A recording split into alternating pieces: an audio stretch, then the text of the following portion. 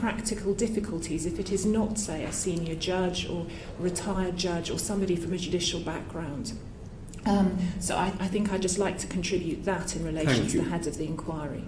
And in terms of reference, are you happy, or do you think they should be added to or subtracted from, rewritten?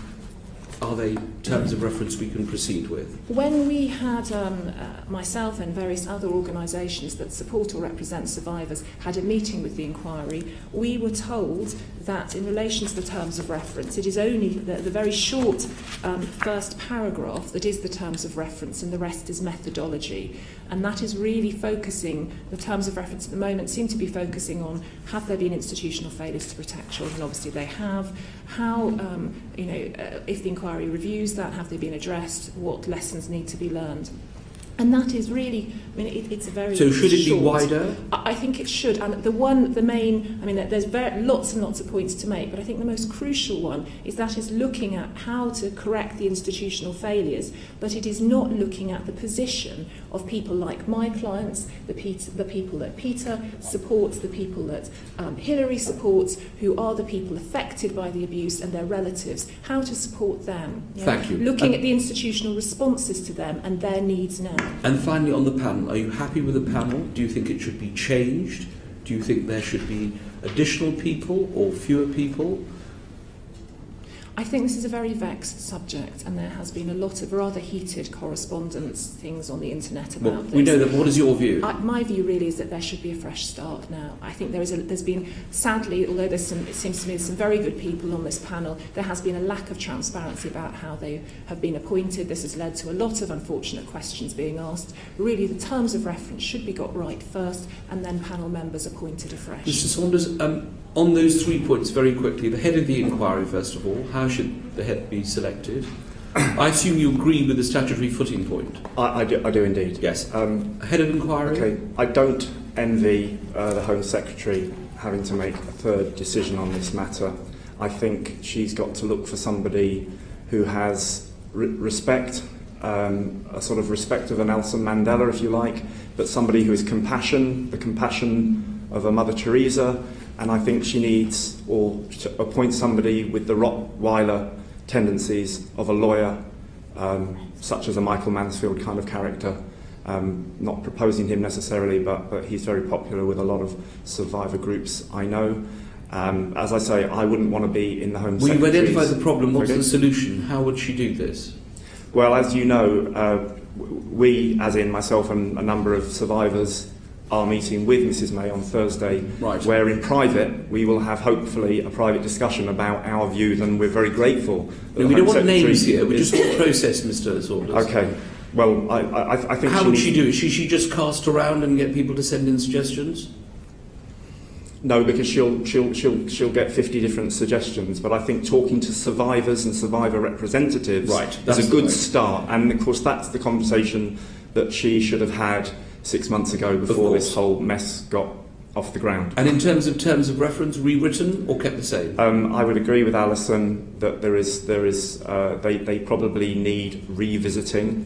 And the panel? And the panel, there is, again, as Alison said, there are undoubtedly some good people on that panel that we would not have an issue with, but there are certainly people on that panel that we do have issues with, and we will be putting that to the Home Secretary on Thursday. Do you think the panel should be recreated, or can it carry on and just be added to?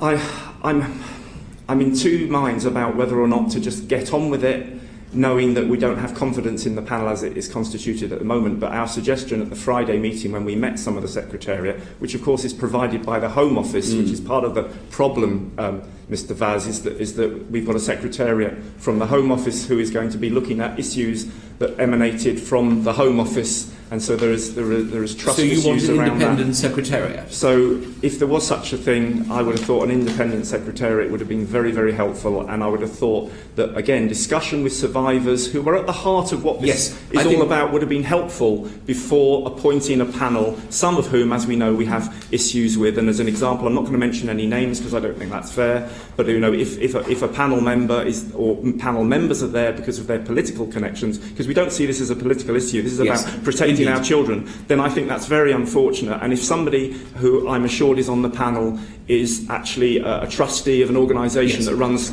care homes for children, then again, if that's true, I would have an issue with Thank you. that appointment. Very helpful. Finally, Hilary Bonner, on these 3 points, as briefly as you can, presumably you agree with the statutory footing point? Yes. Yes.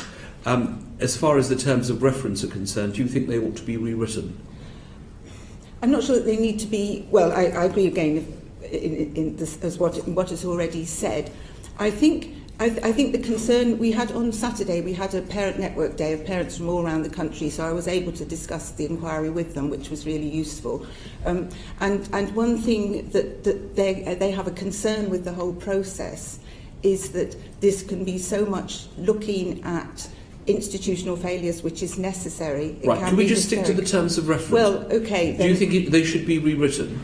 I think it would be good to revisit them. And as far as the panel is concerned, are you happy with the panel, or do you think we need new Well, members? I don't think I've necessarily got anything to add, but I think if the process is starting with the meeting on Thursday, that is the occasion with people meeting with representatives, certainly from No, people we here are to asking, again. we have our own process. We won't wait till Friday. I'm asking for your views as a witness representing people. Do you think that the panel is okay, or do you think we should change the panel? Well, I don't think there is anyone on that, for instance, representing the sort of issues of the wider family perspective, and I think that might be helpful. So we could have because additions. We could have additions, and I would echo that there are questions. And about finally, on the some head of people. the inquiry, how do you think the Home Secretary should select before the name comes to us? Not on the names No, here, well, the process. The process, I mean, I think the characteristics have already been virtually shared and agreed. So far we've got Nelson Mandela, Mother Teresa and yes, Mike that is Mansfield. true, and I can see that all of us can see that that is somewhat problematic. We would all like them in our organisations. That obviously the process, someone, yes, with legal training, with warmth and understanding and some knowledge of abuse, and also crucially that they have the abilities, which may go without saying, that they are a good chair who can keep it focused, who can be sure where it's going, can draw it together and all that sort of thing. The parents did say it would be good to look for someone outside London, because they do think there's a danger always in everything being London-centric. And Very actually, helpful. there are actually competent people outside the metropolis. Indeed. Lorraine Fulbrook, then Julian Hubbard. Thank you. I would like to ask, why can't you say here today specifically who on the panel you have no confidence in? I mean, the panel consists of what are considered to be experts in social care, academia, law enforcement, media, voluntary sector, and have experienced some child abuse themselves. So who specifically, it will become a matter of public knowledge anyway, who specifically do you have a problem with on the panel currently? And why? Mr Saunders? I represent a charity that hears from a lot of survivors, and nobody wants this to succeed more than them, can I assure you of that? Because this is about protecting our children in the future. We can't turn the clocks back. But in order to protect our children in the future, we need to uncover the truths of the past and to expose them and to bring to justice people who need to be brought to justice. Anything less than that, it will be seen as a whitewash. If we haven't got a panel in whom most survivors have trust and confidence, then it would be seen as a whitewash before it even gets off the ground. Many survivors will not engage with it if it is perceived as such. And there are people on that panel who, for a multitude of reasons, which we haven't got time to go into now, probably shouldn't be where they are now. As I've said, because of political allegiances, because of commercial allegiances, because some of them appear to be friends with people who are in Parliament, and we think that's not appropriate. Having said that, there are certainly one or two people on that panel that I'm sure would have the confidence of most survivors. Chairman, if I may, but my question was, this will become a matter of public record. This is a committee of the House.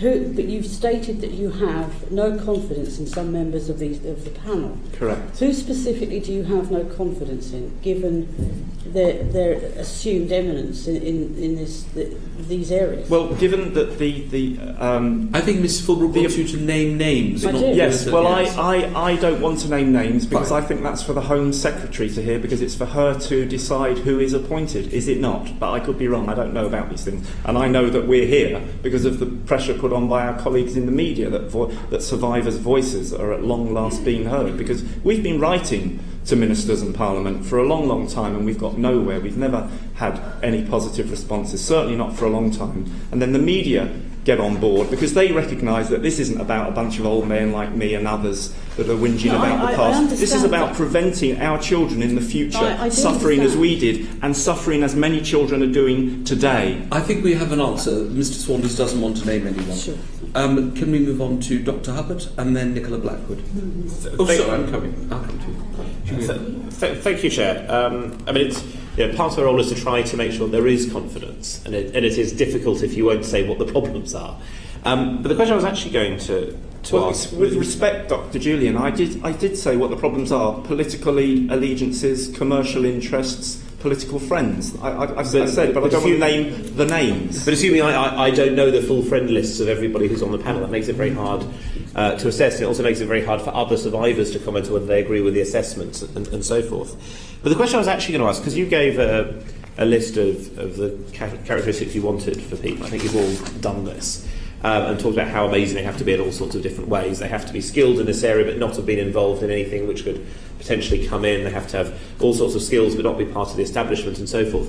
Do you think there is anybody in the country who would actually satisfy enough survivors for this to have a chance of work? Alison Milner? I would hope so. I mean, what I have suggested that we should perhaps be looking at is a senior judicial figure or a retired judge, because of their powers, who is independent. I mean, the crucial point I think that we've learned from the previous chats is that they must be independent of the executive. And you would hope you would find members of the judiciary who are independent of the executive, who perhaps, as Hilary has said, are not members of the London Bar, are grown up through the regional bar. I know there have also been suggestions that perhaps we could look at figures who have practised in the Commonwealth jurisdictions. I think really it is for the Home Secretary to take on board the points that have been made about the need for independence, particularly from ministers in the Home Office or a minister advising the Home Office who may have dealt with historic allegations of child abuse, and somebody there must be figures who are not on close dining terms or related to former cabinet ministers. But I mean, I take the point that it would be possible to find retired judges, for example, who won't have on close dining terms with former cabinet ministers. I agree. But given the widespread nature of this, given how much has happened in so many different settings, I worry that it will be very hard to find even the most respected retired judges who have at no point had contact with people who have worked for places where things have happened. But doesn't that come back to the due diligence exercise and the need for this to be gone into before their appointment? If there is a figure out there, a name recommended, then rather than the Home Secretary appointing this person, then potentially a kerfuffle arising when some conflict of interest is discovered. If the person's name is out there and people have the opportunity to say whether there are any really serious concerns about this person, links that they have, connections that they have that may make them unsuitable, that process can be gone. I worry that people may not know at the beginning of the inquiry, because that's part of what the inquiry will find out. But you have confidence there is such a judge. Ms. Woolman, do you share that confidence that there is some people out there who will command it? I think we always have to have hope in this life, even if it doesn't always get fulfilled. But I do, and I agree that sort of the judiciary thing and the perceived and actual independence is absolutely crucial. And actually, although it was a throwaway remark about looking outside London, I do hope that will be taken seriously, because then it's obvious to other people that they're not necessarily part of the Westminster bubble or whatever. We will certainly take that seriously. David Winnick and then Nicola Mr. Saunders, Ms. Wilmer, more, and my questions are directed to you. Do you think that the position over historical abuse is to some extent tied up with allegations that pretty influential people, establishment figures, if you like to use the phrase, were involved?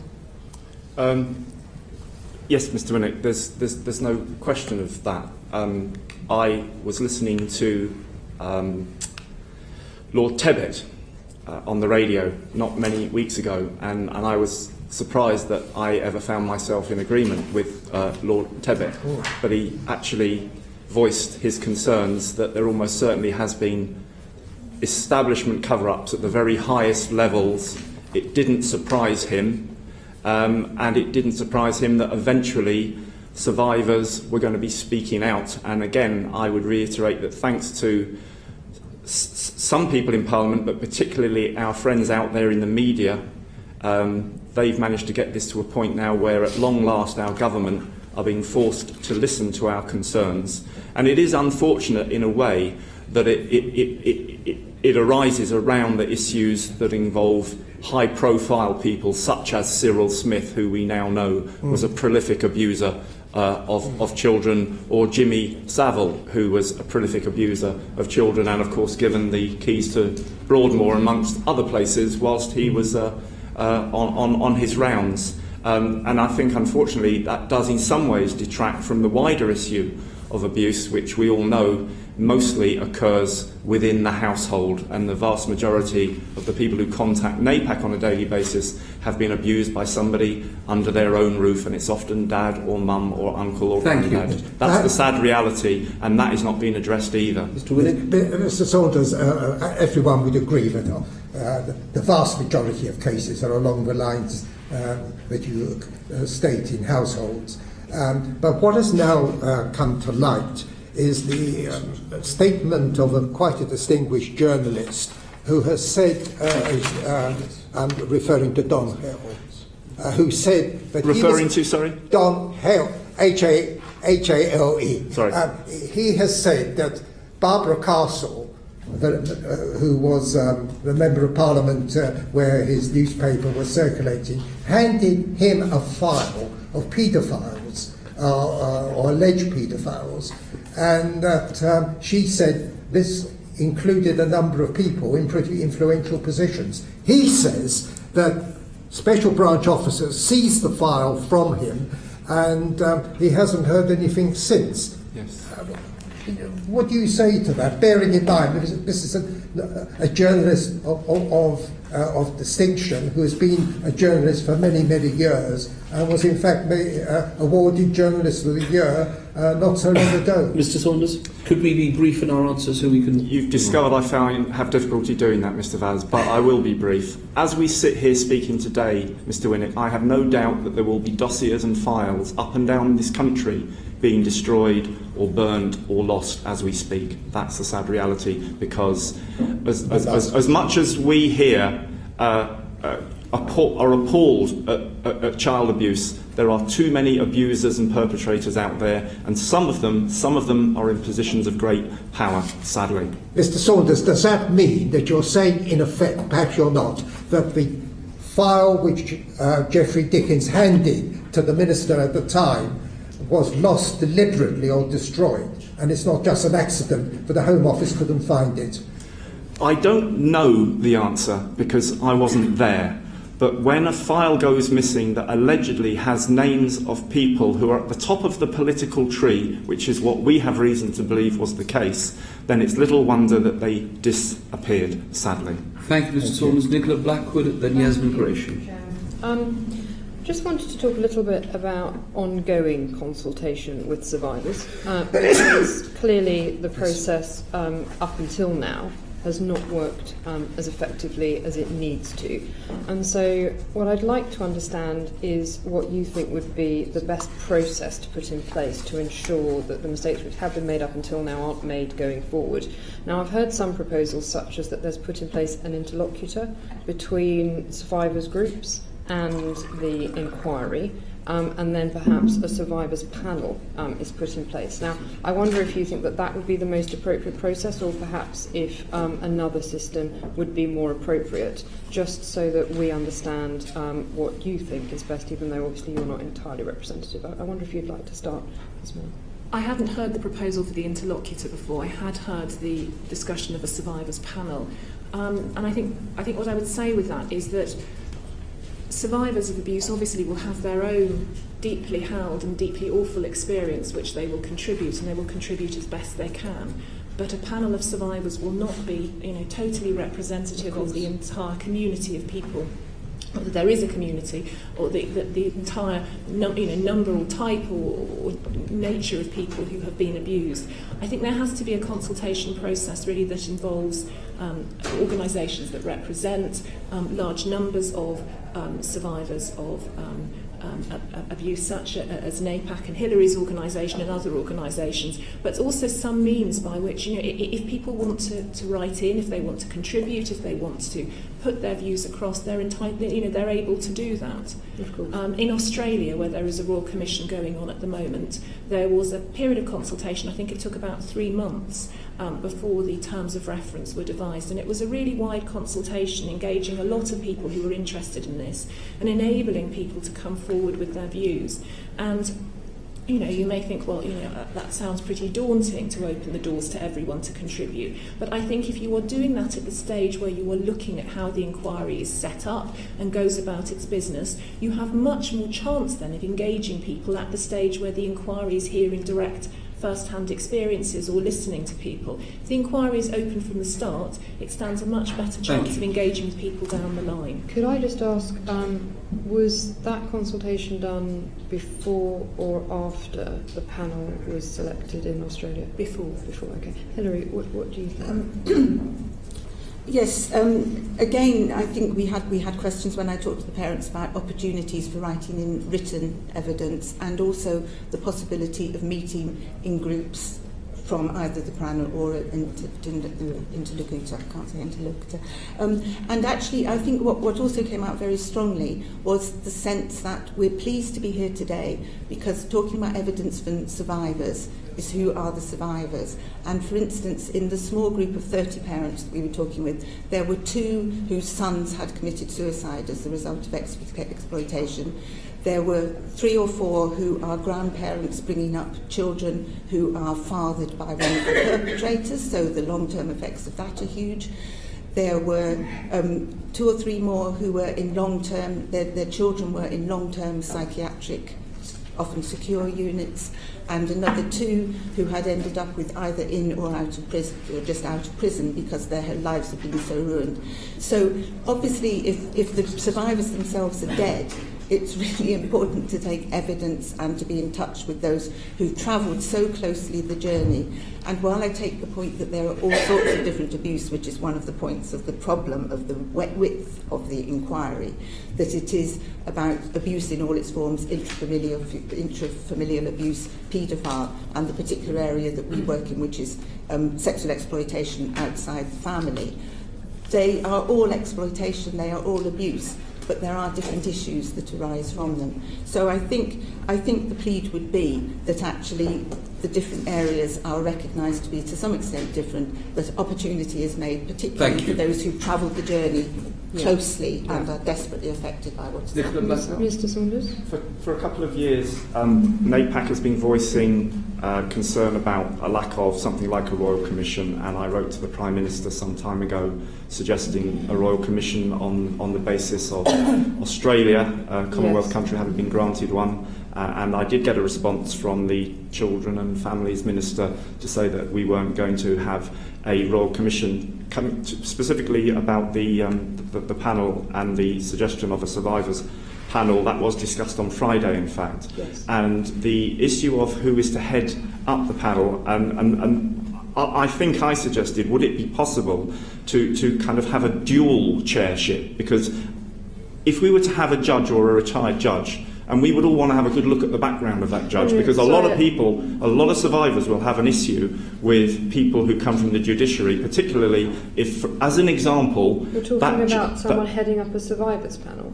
No, sorry, no. Sorry, I'm saying... Yeah, okay. No, I think the survivors panel is a good idea. I think survivors, and many of us agree, that the current panel needs to be enhanced or strengthened and revisited. But in terms of coming back to the chair, Alison mentioned about a judicial figure like a retired judge or something like that, which I think would be appropriate, but would not suit many survivors who have had a very, very challenging time through the judicial system, and you can understand that. Yeah, this was an issue that was raised in private session with a number of survivors, although again it was not representative on Thursday, where a number of survivors expressed their concerns about having a judicial figure because they had experienced difficulties going through the criminal justice system, which is fairly common. And one suggestion which was brought forward was perhaps having a non-judicial chair, but perhaps a co-chair or a deputy chair who was a retired judge or a very senior QC. And I just wonder perhaps, Ms. Miller, what your response to that would be, given the opinion that you expressed earlier. The where I was coming from with my opinion was the really the need for there to be someone who is able to certify any potential contempt of the inquiry to the appropriate court. And if that can be taken care of by having such a figure, judge or somebody like that on the panel, but at the same time have somebody to co-chair who reaches out more in terms of their kind of characteristics and lack of background in the way that Peter has said, that judicial background may be something that is not appreciated by many survivors. I think that's a good idea. Thank you. We will come back to this. Yasmin Qureshi and finally James Clancy. Chair, may I just make a declaration in light of the discussion that's been had this morning, and that is that last week when I was being interviewed on the BBC about Miss Wolfe, I actually said, when the presenter said to me, well, who do you think should do the job? A name I suggested, because I was asked directly, was actually Michael Mansfield as well. So I just wanted to do that as a declaration.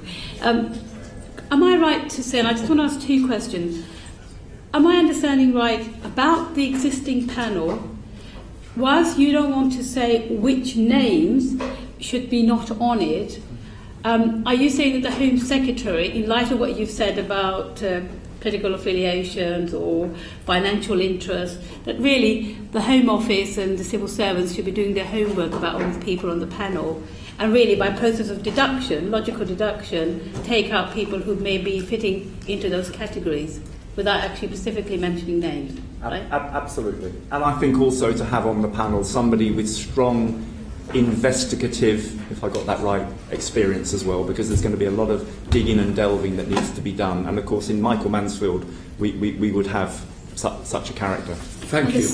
The second question is quickly about the methodology that's been adopted. As I understand, there's been some information out there as to how they will conduct the inquiry.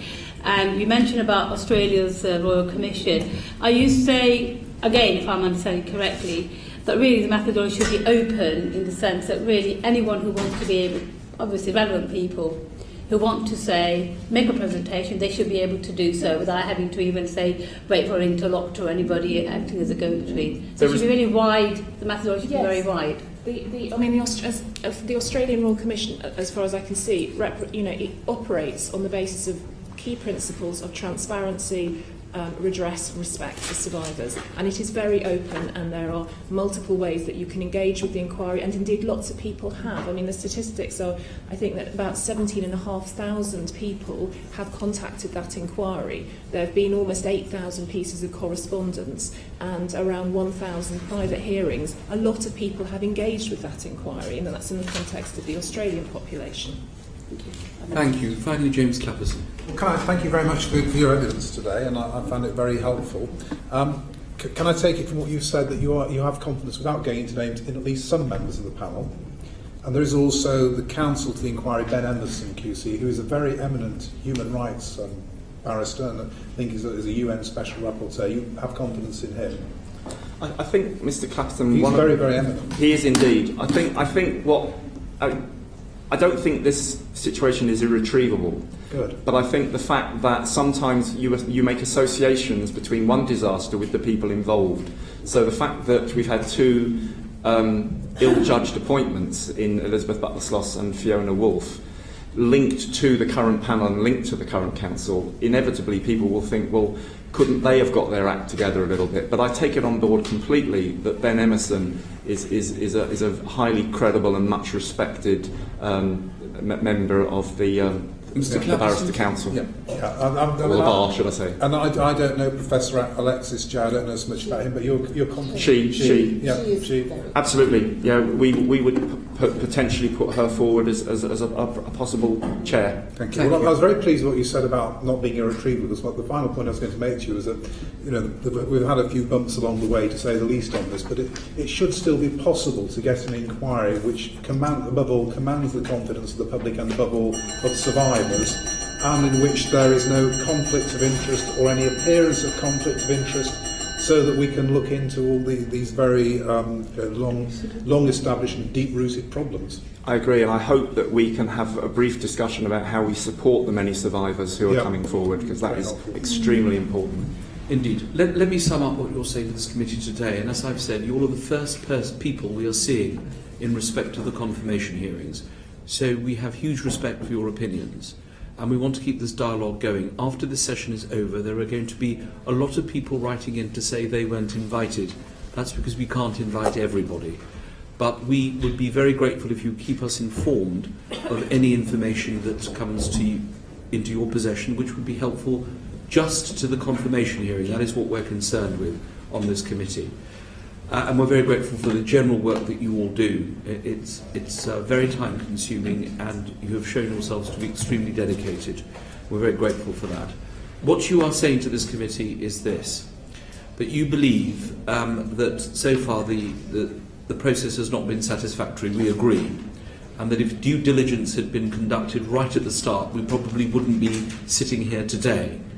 But given that that's happened, you'd like to see an inquiry that is on a statutory footing, right from the start, not as the Home Secretary wants, if the chair of the panel decides. You want that very clear at the beginning.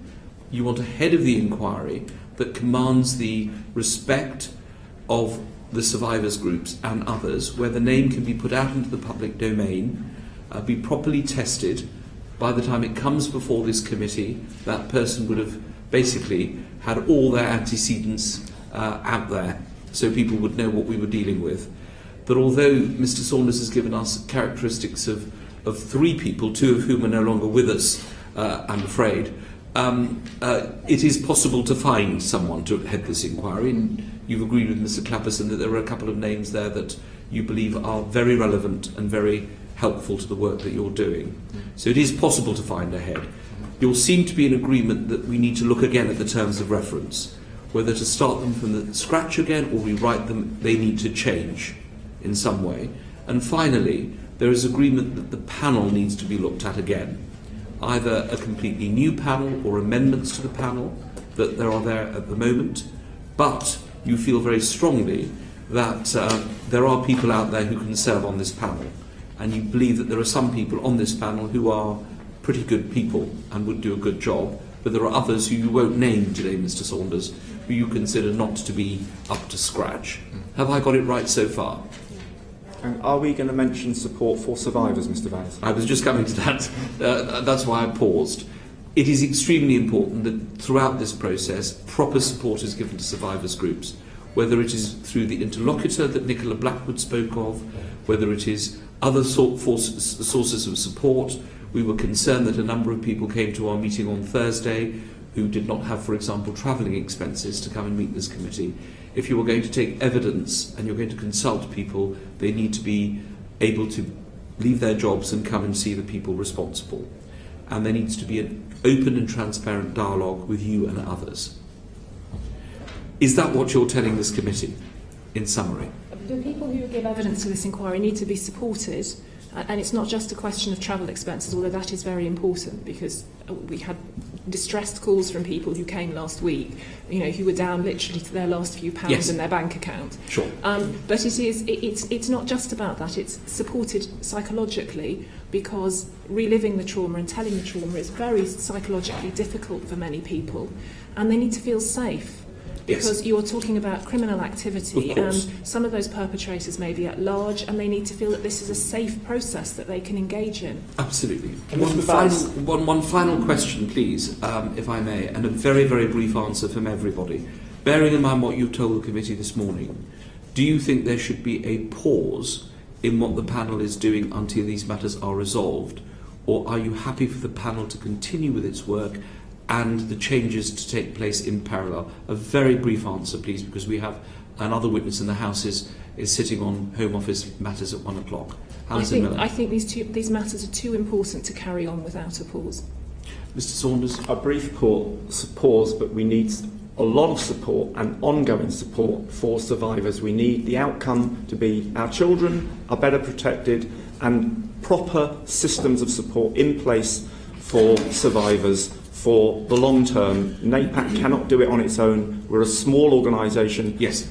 Our rent, Mr. Vaz, has just been put up 50% by our kind, big society-loving landlords, so we've got to move premises. We don't know where we're going to go. Sure. Survivors need long-term support. We get the point. Ms. Mulder, pause or carry on?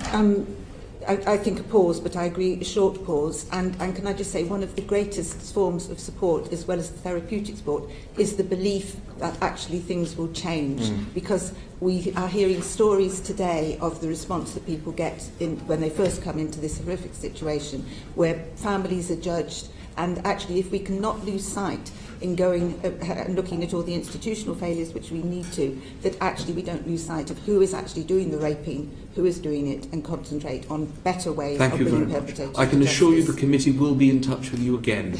We will be writing to you, and if there's anything further you need from us, please let us know. Thank you very much. Thank you. Order, order. Could we call Peter Wanders to the dais, please?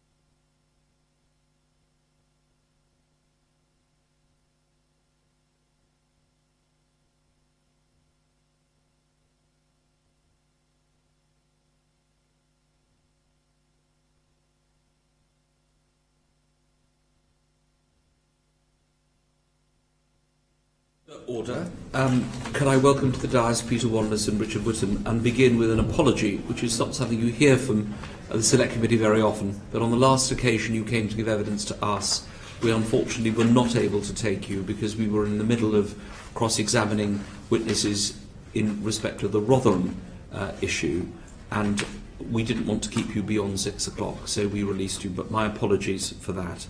Mr. Wanders, and Mr. Whittam, when was this report completed and when was it sent to the Home Secretary? Because members of this committee only received it at 11:30 this morning.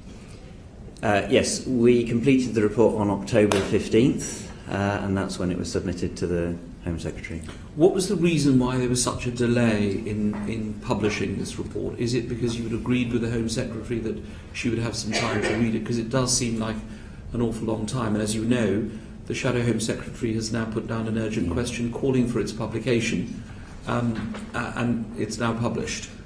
Yes, I'm really pleased it's published. I mean, both of us were keen to have as much of this material as possible open for consideration as quickly as possible. I mean, clearly it was commissioned of us by her, and she needed a bit of time to take it in. But I don't know why it took until today for it to be published. Well, anyway, we've got it now. We're grateful. If we seem to not ask all the questions that are relevant, it's because we can't speed read like QCs.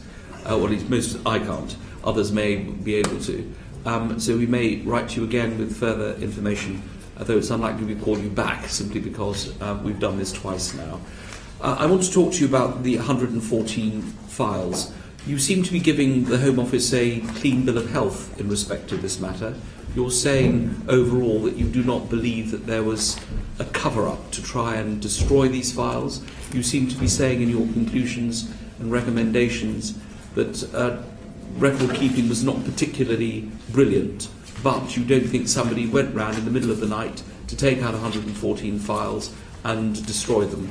Is that right, or do you have further information you want to give this committee? What's your overall impression of record keeping and indeed what happened to these missing files? Well, record keeping, not exactly brilliant, is something of an understatement. I mean, the files are a mess, and it's looking back 30 40 years was always going to be a challenging task. But the fact that the Home Office had no systematic approach to flagging up crimes against children that were notified to them, the fact that there was no systematic recording of what papers were then subsequently passed to the police and when, and the fact that files were typically destroyed after 2 years if they were general correspondence, without a sense of whether general correspondence was about potholes in the road or serious things happening to children. All those things conspire to make it incredibly difficult to get a really strong picture of whether or not the right things were being done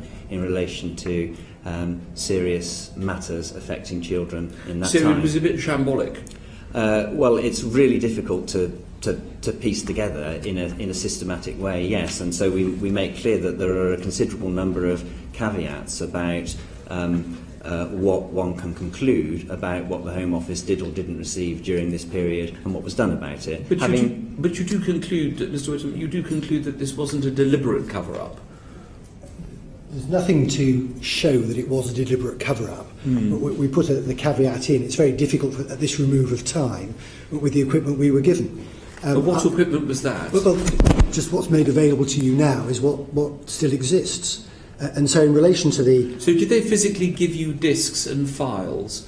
Did they give you paper files? Did they give you computer files? They gave us paper files where they still existed. We had access to their now computerised record of what files they hold. The weakness is they search by file name. And as we touch on for those of you who've now got the report, there was a particular file that was relevant and it contained very relevant material, but it was under a heading of the Brighton Assaults file.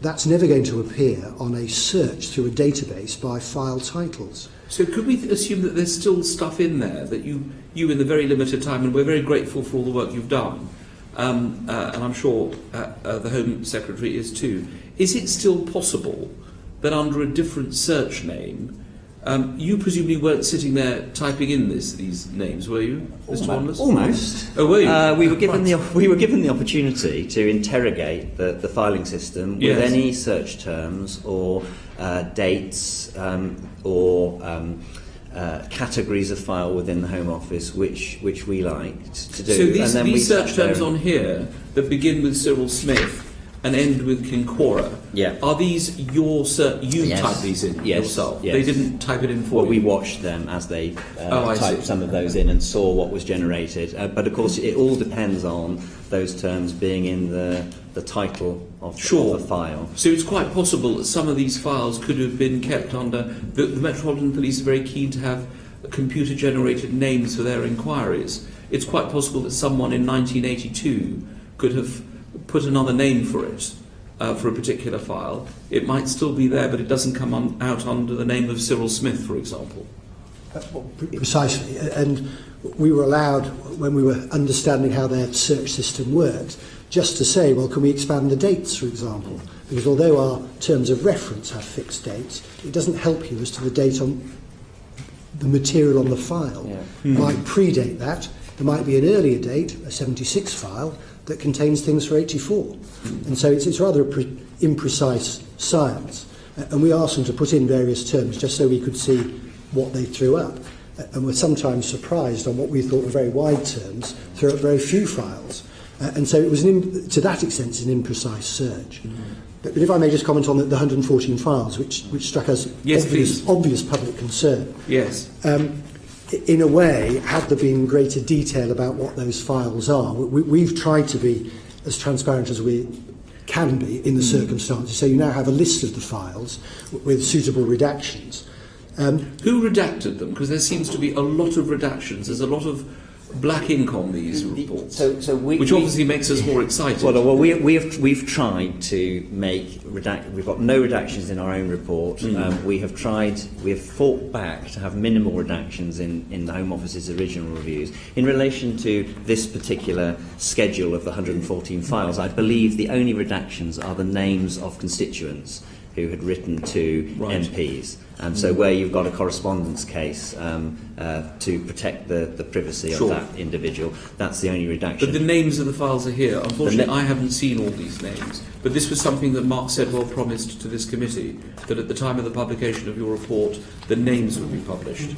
Right, and so the And names... the only thing you redacted is the name of the constituent who wrote That's it. right, that's right. But in terms of the big, huge redactions of half a page, why were they redacted? What was the explanation given to you? Where there's a more significant redaction, we've seen the text underneath those redactions. I don't think there are very many actually, but where there are, they are either to protect the privacy of an individual or not to prejudice an ongoing or a potential future prosecution, which again has been a really critical thing which we've had to be incredibly sensitive to through this entire operation, because we know that there are active police investigations underway in relation to child abuse crimes during this period. Sure. Of the 114 files, 13 were alleged child abuse, 9 were being passed to the police by Mr. Sedwell and his colleagues, and the other 4 have now been passed to the police. So 13 have gone to the police. 4 related to Home Office staff, we were told by Mr. Sedwell. Do you have any further figures on these? Right, so these were not files, these were items of information of material concern potentially about children which were passed on to the police, and we've noted and confirmed the action taken in relation to those, and we haven't got others to add to that list. Did you have full cooperation from local police forces and the Home Office?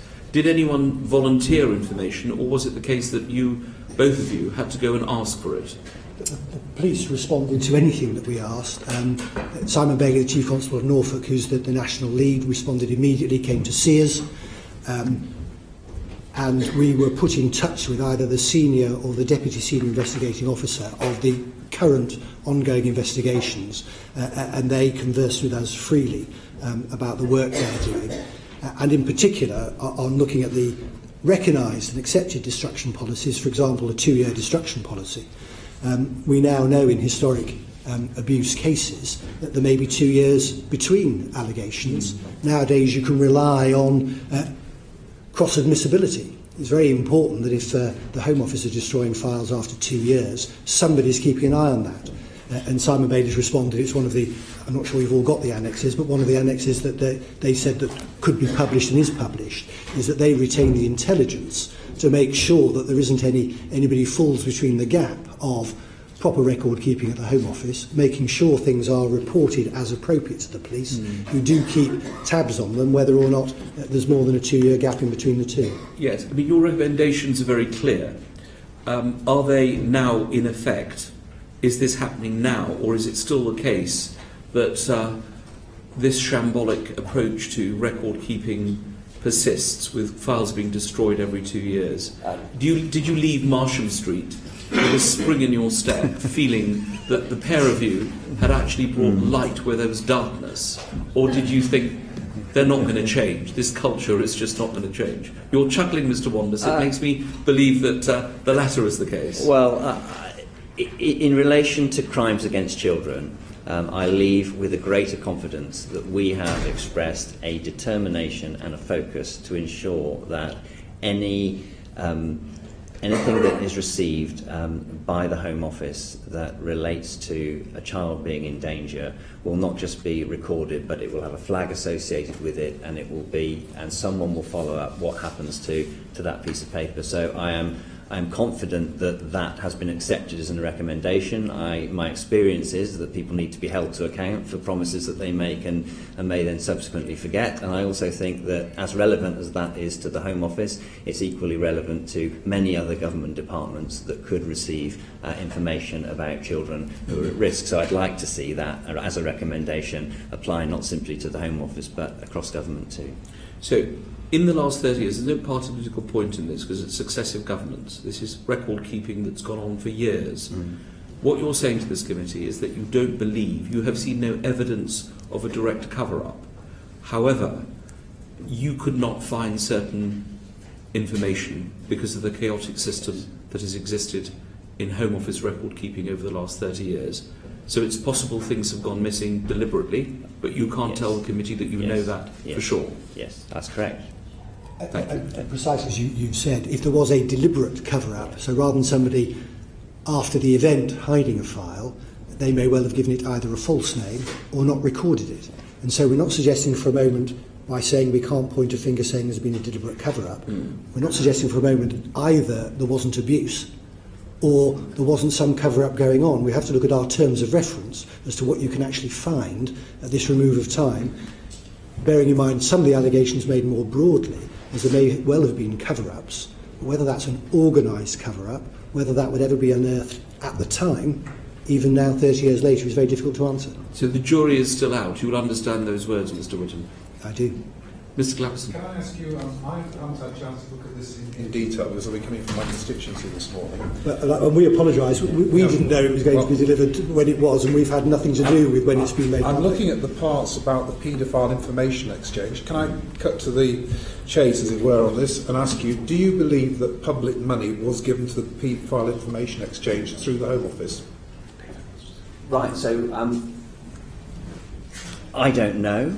I think this is unproven. There is an aspect of the allegation, or there's an aspect of the information which was explained by the whistleblower to suggest that the Home Office might have been a channel that the Special Branch used to get some money into the paedophile information exchange to keep tabs on them. And he explained how that might have taken place, that we sought to investigate in a way that the original review didn't explicitly, and based on the papers that remain, we found it impossible to prove or disprove that one way or the other. What we didn't find was any evidence of an explicit grant to the paedophile information exchange or any suggestion that as a matter of policy, because of some sort of sympathy to the paedophile information exchange, grant funding was being given. Were there any individuals that you could identify within the Home Office who were sympathetic or connected with the paedophile information exchange? Well, the statement that was given by the whistleblower refers to one gentleman, his boss, who in exchanges with the whistleblower gave an impression to him that there might be a legitimate reason for funding the paedophile information exchange, but I wouldn't go any further than that. Whether he was a sympathiser or not, I don't know. And certainly there's nothing in the paperwork of the department to suggest that. Well, I think what you're telling us is adding to the impression that the paperwork was altogether shambolic, so you aren't able to discern where public money went. In this case, I can't say whether the paperwork was shambolic or not shambolic, because all the grant funding papers, the rule of the time was that they'd be destroyed after 6 years. So they could have been very clear and careful records kept of the awards made. Indeed, there's a schedule of most of the awards published in Hansard. So we have some sense of order around those awards, but not records that have been kept for the whole Can you give me an idea of the time scale over which this went on that you looked at? This was 1979. Were you looking at this information before 1979? We looked at the grant funding for the life of the VSU, the Voluntary Services, Voluntary Sector Unit in the Home Office. So that was 76 through to mid-80s. Mid-80s. Final question. Is it possible that because of the shambolic record keeping of the Home Office over a long period, that the Home Office was informed of serious criminal offending, but that offending was never investigated? How do you prove what you don't know? It's Of the files we saw where there was an allegation of crime, that was then sent on to be investigated.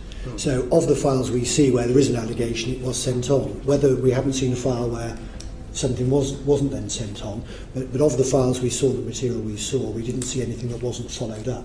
To the extent that, and not that anybody would ever say any offences are less serious than others, but there were reports that somebody had seen somebody looking suspiciously at children, was sent to the Home Office. That was sent to the police and to deal with. So it wasn't a question of ignoring of them not being serious from that point of view. Thank you. Paul Flynn. There's no doubt there's been a great many cover-ups have taken place, a huge amount of abuse. involving people who certainly were protected, like Sir Jimmy Savile and Sir Cyril Smith. Not only were their crimes covered up, but they were celebrated through the honours system. Now, if there were many of us that weren't too optimistic about pursuing the line of evidence from Sir Geoffrey Dickens, would be a productive one. But what would be? I mean, you've great experience in inquiries yourself. How do you think we're going to find where the real cover-ups took place? Thank you very much for that question, because if there's one thing I really wanted to try and convey today, it's this sort of sense that we have come across in the course of our work people in the judicial system, people in the police services who are have an understanding of the appalling crime of abuse and what it feels like to be a survivor, and are keen to seek justice. And together, I think we have to try and create an environment in which people who have evidence and knowledge of these crimes feel confident and comfortable about speaking up and speaking out. And there are active police investigations at the moment, and whether or not pieces of paper are found that document appalling things that people were doing in the past, there's no substitute really for the testimony of individuals who can explain carefully, even after a considerable period of time, what had happened to them. And that's our best chance, I think, of securing justice. And we've seen in the last 6 months to a year some celebrated individuals who perhaps thought that they were above and beyond the law being brought to justice as a consequence of incredibly brave people who've had the support and encouragement to speak out. Thank you. There's the scale of the present inquiry is enormous, and one wonders. I mean, it makes things like the Chilcot inquiry or the other inquiries relatively minor, but there's an enormous amount of cases that you look at.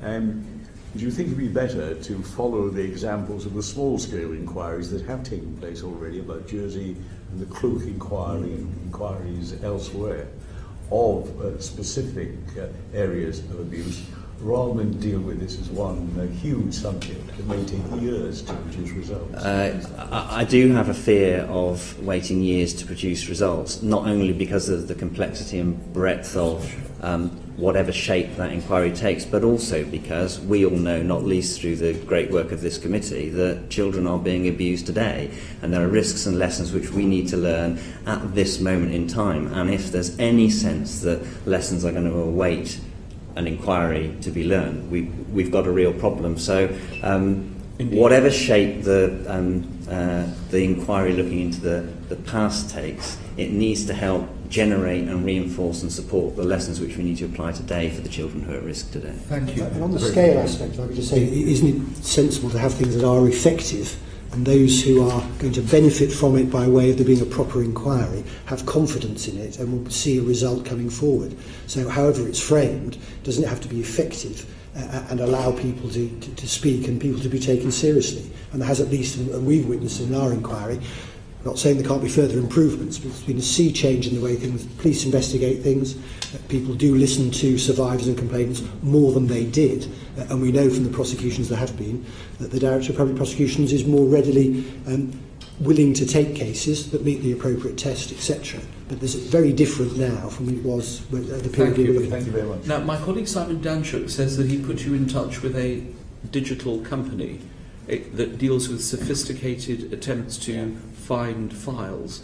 Were you able to use that, or were you just relying on paper files given to you by the Home Office? Yeah, no, it was very helpful, that conversation with Simon, and I spoke to the people in question, and indeed there were other people offering us forensic search services of one kind or another. I mean, the challenge for this period is that all the files are paper, 1979 to 1999. So in order to take advantage of these sophisticated digital techniques, which are fantastic and I think have made a considerable contribution to the Hillsborough inquiry, for example, it's not relevant to the particular papers that we were looking at. Because this is not how the files were retained digitally.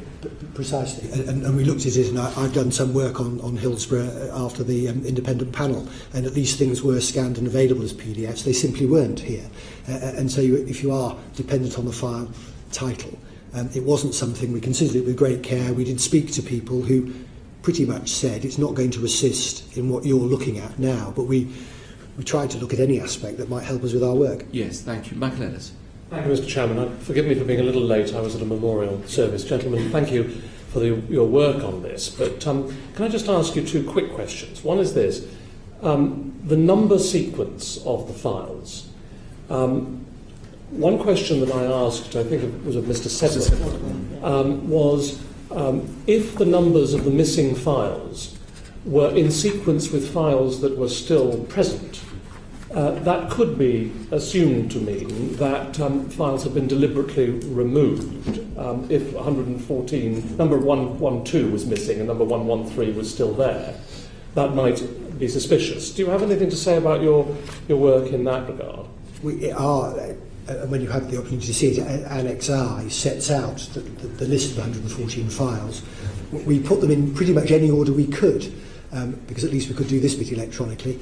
So by date of generation of it, by title, by when it was last recorded as being seen, and whichever way you did it, there's no particular pattern. It was random. So it's random. There isn't a block, even by title, or in fact who might have last seen it. And you can see a logical methodology behind their removal, can you? It is possible. I wouldn't use logical, but at all. But it doesn't reflect a pattern. Whichever way we looked at it, it didn't look as though somebody had been removing specifically. Then the only other question I have for you is it something that you came across that files might be copied in certain circumstances to the security services, for example? It's been suggested that files that related in those days to members of Parliament might have been copied to security services. Is there any indication whether copies might exist elsewhere other than at the Home Office where they were destroyed many years ago? We didn't see any evidence of things being routinely copied, and we made inquiries of the security services, special branch, the Whip's office, and the like. Simply because we tried to ask where we thought people would say, particularly this committee, have we asked? And had they no comments? Well, in the report we deal with the replies we got. We're obviously dependent on other people to do the searches for us, but we did at least make the requests of those places, and we deal with in our report those replies. Thank you, Mr. Chairman. Thank you, Mr. President. Did you get any files from the Whip's office? No, we didn't, but we thought we should go there because of the very famous quote in the film of a then senior Whip saying that in the 70s, Whips could get rid of problems for members, including ones with small boys.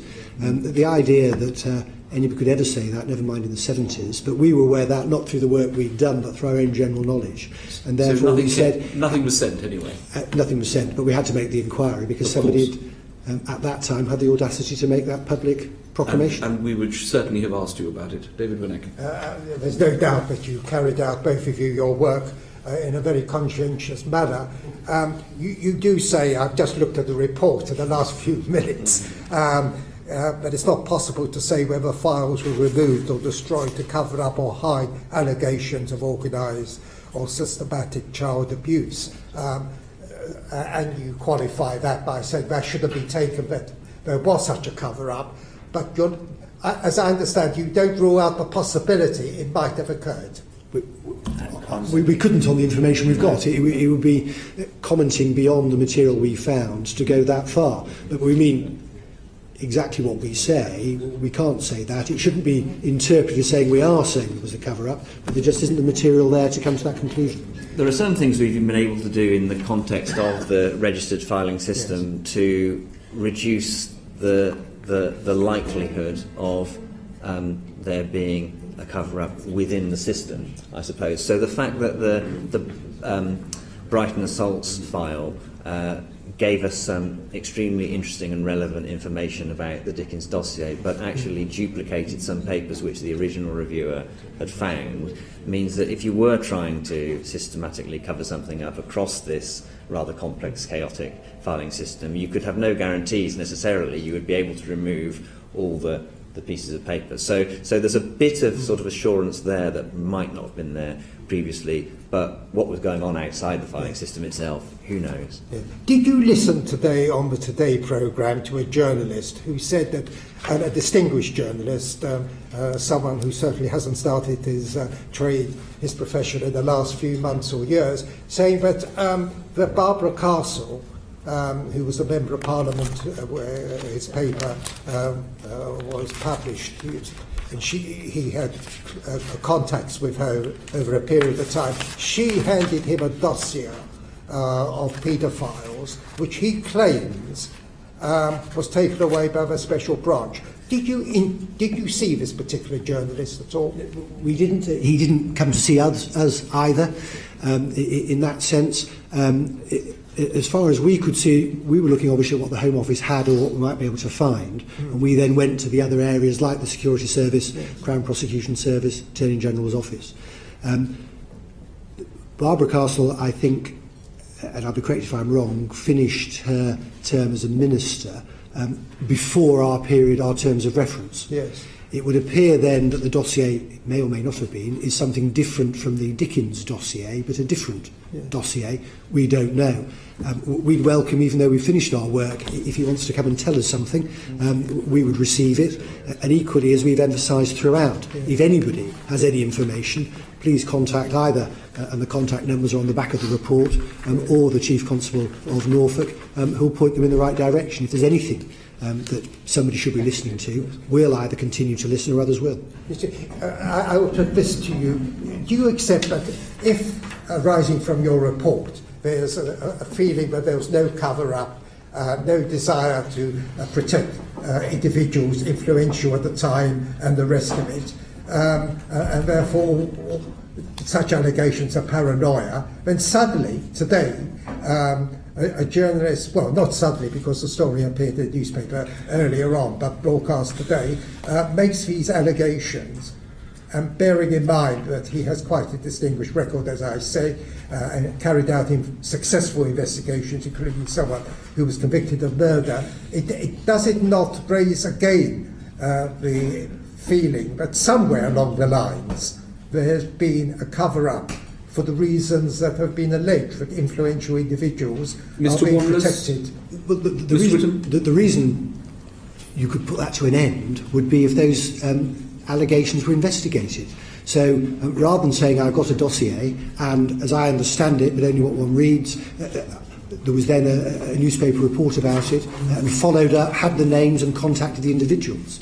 Well, the way to find out would be to pass those on to the police and to have it investigated. Thank you. Can I just say to colleagues, we've got to go to the chamber for the Wanless Witham urgent question. So we understand. It's obviously all day today. We don't have to go to the West End. Nicola Blackwood and then Lorraine Fulbrook have a quick question. Thank you, Mr. Chairman. Thank you for the work that you've done on this. It's obviously very important to a large number of people. I just wanted to ask you about your methodology. You obviously looked at the paperwork, and I know that you didn't adhere strictly to your terms of reference, but you also have written that you didn't take evidence from witnesses in a formal sense, although you were open to receiving and reading information from anyone who sought to contact you. Did you think, in the course of going through this process of inquiry, that there was someone who could have shed light on the matters at hand if only you'd been able to find them or contact them? Did you feel like there was a kind of a missing link that, you know, if this kind of particular record keeper had been around, then you might have found out what had happened more clearly, and they'd have been able to help you sift through those papers? We didn't know each other at all. We hadn't met each other before we embarked on this exercise, and we approached things differently. But I think if either of us had thought there was a missing individual, whatever the terms of reference were, we would have asked them. Okay. There's a lot out in the media generally and on the internet about all sorts of suggestions, and there are apparently, for example, anonymous Home Office informants. We can't consider who that anonymous Home Office informant was 30 years ago. So there wasn't anybody that came to mind that we thought would give an answer to what we were looking for that we then decided, well, we won't look at.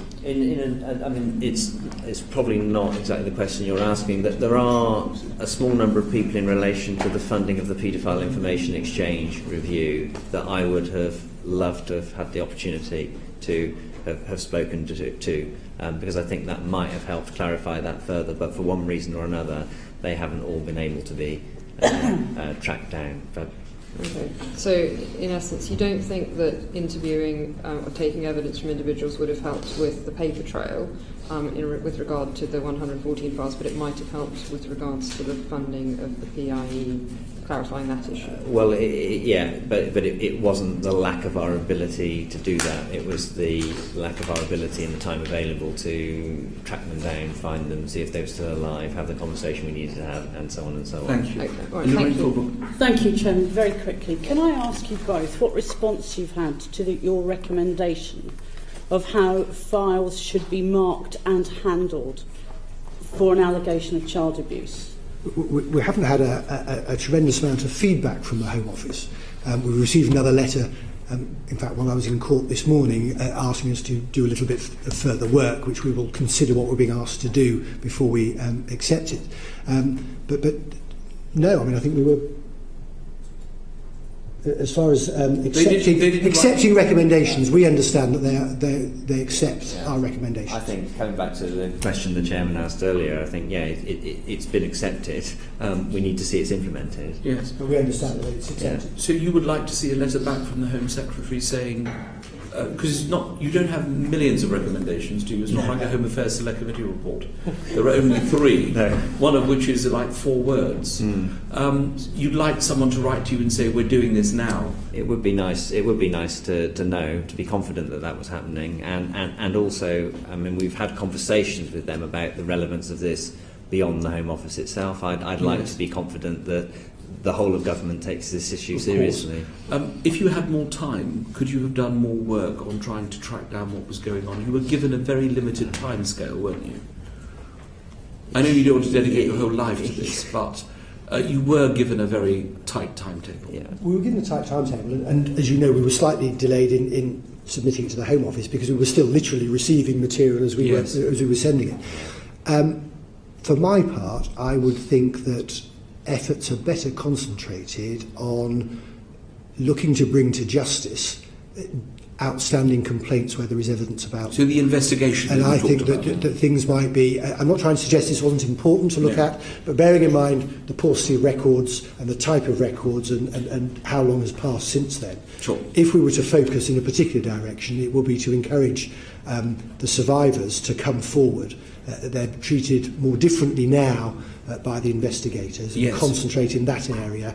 That would be a better use of resources. Now, you've been asked to do some work on Rotherham, is that right? Has that begun?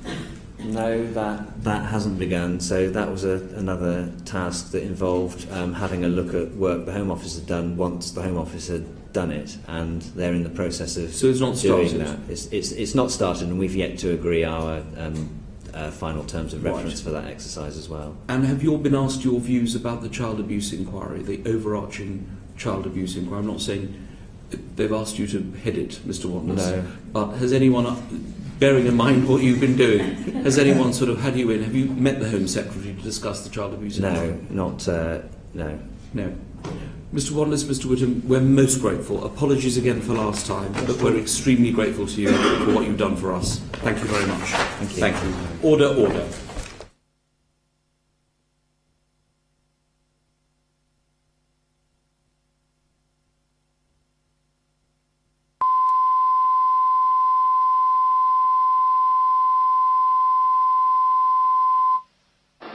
Home Affairs Committee, Thatcher Room, 11th of November 2014.